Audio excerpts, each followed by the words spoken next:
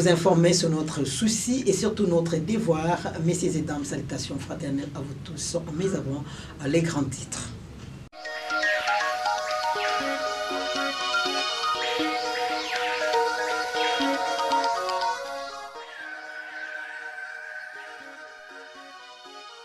Le directeur des programmes de la RTDN AB, ingénieur Richard Koundé, a tenu ce jeudi 7 novembre une réunion du réaménagement de la grille des programmes radio.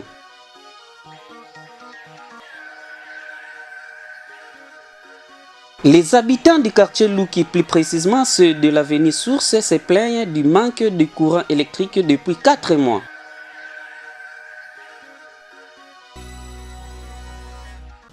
Voilà tout pour les titres. Une fois de plus, bienvenue à cette grande édition du journal sur la télévision catholique et la charité. Bien sûr, nous commençons par soi-même.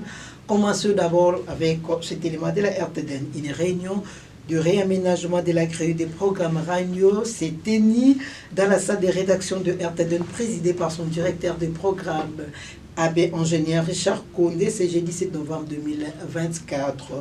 Plus de précisions avec Célia Kelly. Les directeurs du programme de la radio-télévision diocésaine Ngouizani, RTDN en cycle, l'abbé Richard Koundé Ngoma a présidé dans l'avant-midi de ce jeudi 7 novembre 2024 une réunion du réaménagement des grilles des programmes de la radio en présence de quelques agents de la chaîne diocésaine, précisément les journalistes et animateurs. 5 points essentiels ont été exploités: la prière d'ouverture faite par les DP, suivie du mot de remerciement, d'une stratégie des émissions, une prise de parole par l'Assemblée et une prière de clôture faite par l'abbé Richard Koundé. La salle de rédaction de la RTDN a servi de cadre à cette activité. Ça fait pratiquement 4 mois depuis que les habitants du quartier Louki sont plongés dans le noir. Nos reporters ont tendu le micro aux habitants de ces coins qui ne cessent d'interpeller les autorités de la SNEL. Propos recueillis par Jimmy Ebunga. Les habitants du quartier Louki dans la commune de Kabondo sont dans le noir depuis 4 mois après que leur transformateur soit tombé en panne. Abandonnés à leur triste sort, un cri d'alarme continue d'être lancé à l'endroit des autorités de la Société nationale d'électricité SNEL en sigle. Nul n'ignore que, en plein 21e siècle, l'électricité est le socle du développement, mais qui n'est pas le cas pour les abonnés de la SNEL résidant dans 5 coins de la ville. Plusieurs questions se posent telles que: quel sera le vrai souci de d'urgence de la dite entité? La population de cette partie de la ville passera-t-elle la période festive dans l'ambiance comme les autres? Interrogé à ce sujet, Matondo n'a pas caché son sentiment de détresse en déliant sa langue devant la caméra. Nakata mile beto betumbeza bake mambo zole na luzingwa mutu. Apart kudi apart maladi yake ile d'abord bunkete et puis courant na maza. En tout cas nakota maza betena vutura matondo longoni nakotia résidence yameka tobuka bakengolo na kolonda. Merci beaucoup. Mais betena vutura kiadi mingi na batwa SNEL parce que yake compagnie ya l'état. Compagnie à l'État, betike mon ami mutu kutu wamesa l'opération, bake changer de gorge, bake changer de michopume. SNEL ti jusqu'à maintenant banda dans l'époque de Mobutu, ti betike ko na Fati Beto, bake lever ba cabine na ko changer ça na ba abonné bao. En tout cas, yake kia di mingi. Beto kwa ko depuis betike ko taka na guerre ya courant et cabine beto beto ça ba fait iki mambo beto salaka ça na SNEL, ntaka beto to abonné.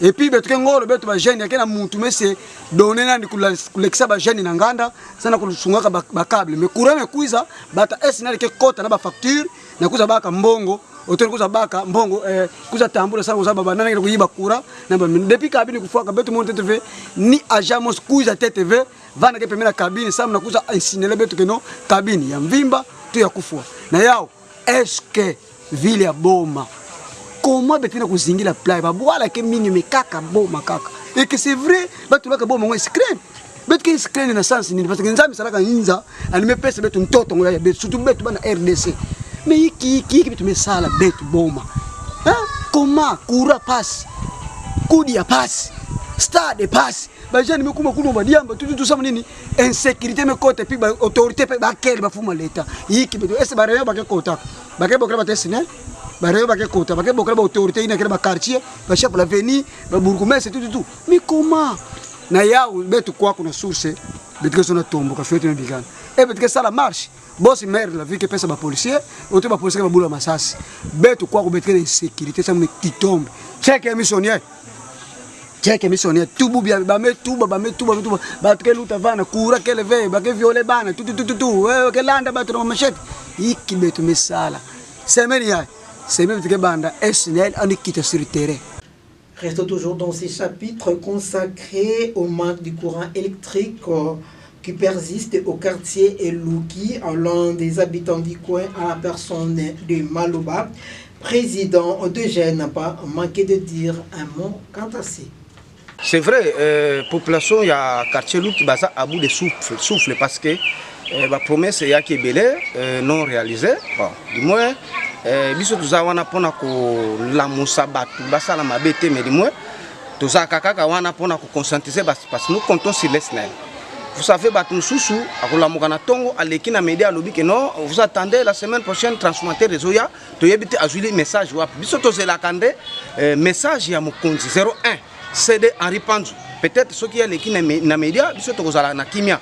Tu as dit que ça au four moulon jusqu'à présent, bah tu peux ça date, il se peut que parce qu'il prend le biseau tu as mais du moins population bah ça à bout de souffle, du moins bah ça la souple parce que ce qui est là et là les sous bien bah semaine les qui belé les sous là bah comme on a revendication population mais biseau tu ça la liboso te pona ko éduquer bango ya koyeb sa bango ki ba bima na balabala to ça kam na biloko na te na mtu na biso biso za te tel que nga président Malouba na sala rango te mais to ça ka wana pona ko maîtriser population bah ça la calme société nationale d'électricité ya kotika bisoté ba yebi ke ba bonné pe ba lukaka courant société pe alukaka mbongo voilà donc conwezo wana yango tozuka ezala parce que lobby sinon ba koluka ke population ba se revendiquer na makambo ezanga tina voilà.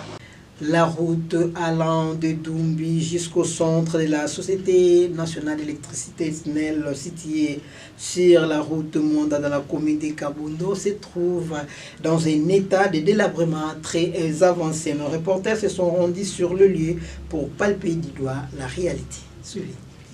La route Dumbi, Sekambote, jusqu'au centre de la Société nationale d'électricité route Mwanda, se trouve dans un état de délabrement très avancé. Il faut signaler que cette voie est unique qui permet le trafic dans la commune de Kabundo. Les usagers de cette route lancent un cri d'alarme auprès des autorités en vue de trouver une solution idoine pour permettre une bonne utilisation de cette infrastructure. Banda gesta bongisa kitabo gesta ya bongisa ke una ilanga kaka na ilanga era bongisi isa uti mo pepeles ko ngi mvule yeboy tala ninge ko meme bisa mo to kemba bo mona ko matabu donc nzela donc mo ete o nzela bien sûr na ngo ba ko sala po ikenda ti central kuna rakolisi ya bien sûr na ngo bala mo ko TV miskoyo baloba ko nzela ya mele la ville te yo ka bongo miskoyo to mona ngate bako bongisa njela ngo donc ezalaka boy situmbu oyo kote bandeli premier mvula na biso aboma yango ebetaki balendi ba mardi yango ebandi siko tala ndenge siko awo kote mona eloko te mata siko likolo kono mona c'est grave ba deri comme ebele siko eto koma na bakatikati ya mvula donc danger ere mbole beti uzo moto emataka lisusu te donc to komata lisusu na clear po soko matina clear yoko buka moto bato makolo ba problème surtout biso ba moto to koma bana ba moto malamo batala kasute batala kate eta njela ndenge za me malamo boya bakangi moto bo koma ka ndingwana donc songe mvole beti biso aba moto emataka lisusu te njela oya source oyo bima ti central njela oyo bandi Dumbi ti central donc eza mabe biso moto ko tolo biso dige biso to sala na biso ba prince ko toyo amasa maso basala ko to ba mo ga bango ma to biso ka pega ma po biso vanda ka ko to donc olega to lega ka boy beza bien te. Dans le cadre d'inventorier les différents sites touristiques dans le Congo central, le ministre provincial en charge du tourisme, Jean-Cornélis Mbilo Vela, et sa suite ont continué leur mission d'itinérance le mercredi 6 novembre 2024. Le détail de cet élément de reportage avec Élisée Kilbé. Après la chute des Zongo, le ministre provincial en charge du tourisme, Jean-Cornélis Mbilouvila, et sa suite se sont rendus au jardin botanique de Kisantou. Sur place, ils ont bénéficié des explications claires du directeur de ce site sur le fonctionnement de ces patrimoines appartenant à l'État congolais. Pour sa petite histoire, le jardin botanique de Kisantou a été créé en 1900 et regorge plus de 3500 espèces végétales. Avec 225 hectares de superficie, il est difficile de faire sillonner les touristes à pied, d'où la nécessité d'une mobilité. À côté de cela s'ajoute le logement pour les visiteurs qui est encore difficile à expliquer le directeur auprès du ministre provincial. Voulant se rendre compte de la richesse de ces sites, le mercredi 6 novembre dans la matinée, l'excellence Jean Cornelis et son équipe sont rentrés sur les sites pour voir quelques espèces se trouvant dans ces jardins. À la fin de la visite et après un entretien avec le directeur du site, le ministre provincial du tourisme a posé sa signature dans le livre d'or du jardin afin de marquer son passage. S'en est suivi la visite de la cathédrale Notre-Dame des Sept Douleurs du diocèse de Kisantu. Là, ce sont les tombes des 3 évêques enterrés dans cet édifice religieux qui a attiré l'attention des touristes. Parmi ces évêques, Monseigneur Kimbondo, premier évêque noir en République démocratique du Congo, décédé en 1997. Bien avant de sortir de Kisantu, Jean Cornelis Mbilouvila a aussi visité Mbola Lodge, un site touristique privé et plein de potentialités artificielles et naturelles. La délégation a foulé le sol d'un camp autour de 17h où un programme spécial est prévu toujours dans le cadre du tourisme. Le discours du chef de l'État Félix-Antoine Tshisekedi Tshilombo à Kisangani sur la modification de la Constitution fait couler encre et salive dans la classe politique et celle de la société civile. Jean-Marie Levo Mbiyavanga, activiste des droits de l'homme, et maître Loulou Dilou depuis Paris, donnent leurs impressions catassées. Propos recueillis par Jimmy Bunga. Nous avons bien suivi avec une attention soutenue les discours du président de la République dans le Kisangani. Pour ne pas trop parler, il a parlé de la modification ou sinon les changements de la Constitution. Parce que changer la Constitution va nous prendre pas mal de temps. Mais ici, elle-même, la Constitution dit qu'elle peut être modifiée. Et si hier, cette Constitution a été modifiée, pourquoi est-ce qu'aujourd'hui, les gens en parlent?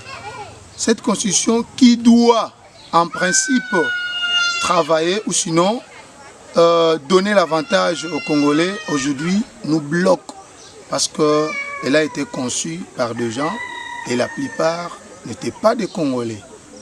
Et notre position, ou sinon ma position personnelle, est que cette Constitution soit modifiée parce que ce n'est pas toute la Constitution qui sera modifiée ou sinon tous les articles. Mais il y a quelques articles qui peuvent être modifiés parce qu'elle-même, comme ce que j'ai dit, la Constitution dit qu'elle peut être modifiée. Mais aujourd'hui, il y a un blocage. Ce blocage, c'est l'état de siège. Il faut lever l'état de siège pour que cette Constitution soit modifiée. À l'est du pays, nous avons des envahisseurs. Ils vont en profiter parce qu'aujourd'hui, il y a quelques localités qui sont prises. Donc, c'est là où il faut qu'on se pose des questions. Parce que modifier, c'est vrai, mais un blocage par rapport à l'état de siège. Mais sinon, elle-même, la Constitution dit qu'elle peut être modifiée. Je voudrais seulement vous faire comprendre qu'il y a une grande différence entre révision constitutionnelle et changement de la Constitution. Donc, le discours de Kisangani, c'est le changement de la Constitution. C'est un coup d'État constitutionnel. Par contre, la révision a aussi ses limites. Quand on vous dit la loi reconnaît qu'on peut modifier la Constitution, et cette modification tient compte, n'est-ce pas, de certaines conditions, exceptionnalités. Il y a certaines matières qu'on ne touche pas, et en plus, il y a les temps. On ne peut pas modifier la Constitution pendant que l'État vit dans un état d'exception, comme état d'urgence, état de siège. Donc voilà un peu ce qu'il faut comprendre.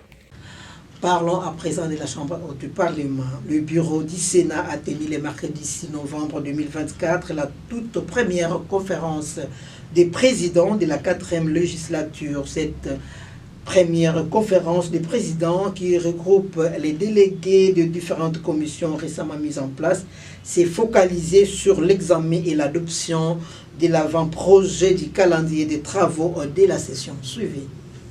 Cet avant-projet du calendrier intervient près de 3 semaines après l'ouverture de la session ordinaire de septembre 2024. Il sera désormais soumis à l'Assemblée plénière de la Chambre haute du Parlement en vue de procéder à son adoption. Parmi les matières retenues, l'on peut noter quelques textes déjà adoptés au niveau de l'Assemblée nationale et envoyés au Sénat qui doit commencer avec la seconde lecture. Il s'agit du projet de loi portant réduction des comptes pour l'exercice 2023 et les projets de loi rectificatifs pour l'exercice 2024. Cette réunion intervient après l'installation officielle des membres du bureau des commissions permanentes et du comité de conciliation et arbitrage. Notons que selon les dispositions permanentes des articles 74 et 75 du règlement d'ordre intérieur du Sénat, la conférence des présidents est l'organe de la concertation du Sénat. Avec la tenue de cette première conférence, la Chambre haute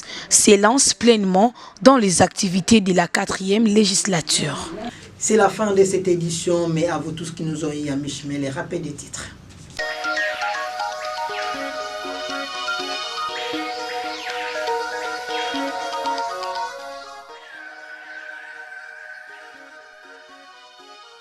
Le directeur des programmes de la RTDN AB, ingénieur Richard Koundé, a tenu ce jeudi 7 novembre une réunion du réaménagement de la grille des programmes radio.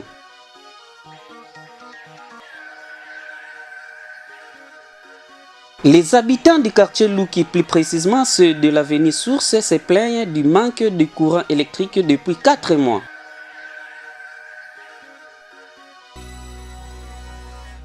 Ça n'est complètement fini. Un journal de Jimmy Bunga qui a connu les concours rédactionnels d'Élysée Kembe, Célia Kele, Nicole Blessing Nsouzi, réalisé par Kepengumba et Dopemba, la mise en onde Bernard Mopaojo. À vous, chers téléspectateurs, excellente suite des programmes sur la chaîne Diocésaine.